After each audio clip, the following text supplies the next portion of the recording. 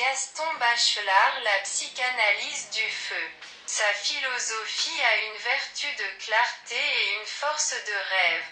Il consacre son œuvre à ce qu'il y a de plus poétique dans l'esprit humain, l'imagination, les rêves, les songes.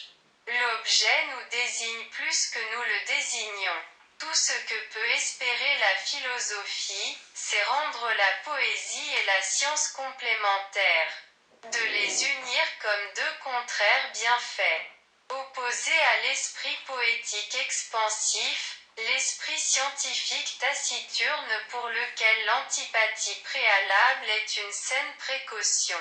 Le feu n'est plus un objet scientifique et pourtant nul ne sait répondre à la question « Qu'est-ce que le feu ?»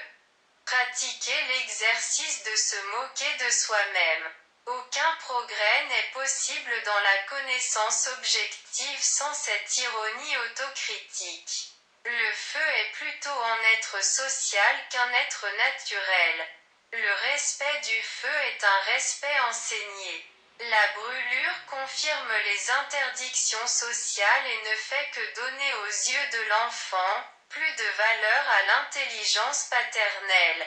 Le social est dominant sur le naturel. Respect de la flamme. Le feu est l'objet d'une interdiction générale. Le feu réchauffe et réconforte. On n'en prend conscience qu'après une longue contemplation. Avec le feu, c'est dans la joie et non pas dans la peine que l'homme a trouvé son esprit. L'homme est une création du désir, non pas une création du besoin.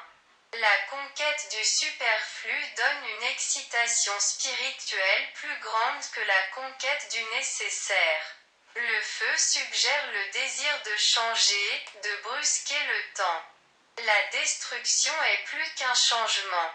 C'est un renouvellement. Instinct de vivre, instinct de mourir, le complexe d'Empédocle. L'éphémère nous donne une leçon d'éternité. Tout perdre pour tout gagner. La contemplation du feu nous ramène aux origines mêmes de la pensée philosophique. En une seconde, le feu pourrait me dévorer comme un sarment. L'amour n'est qu'un feu à transmettre. Thèse de la sexualisation primitive du feu, caractère sexuel du frottement et du feu primitif, Jung. La chaleur est un bien, une possession, il faut la garder jalousement. La vivacité du feu a tant frappé notre imagination dans notre enfance. La viande cuite représente la putréfaction vaincue.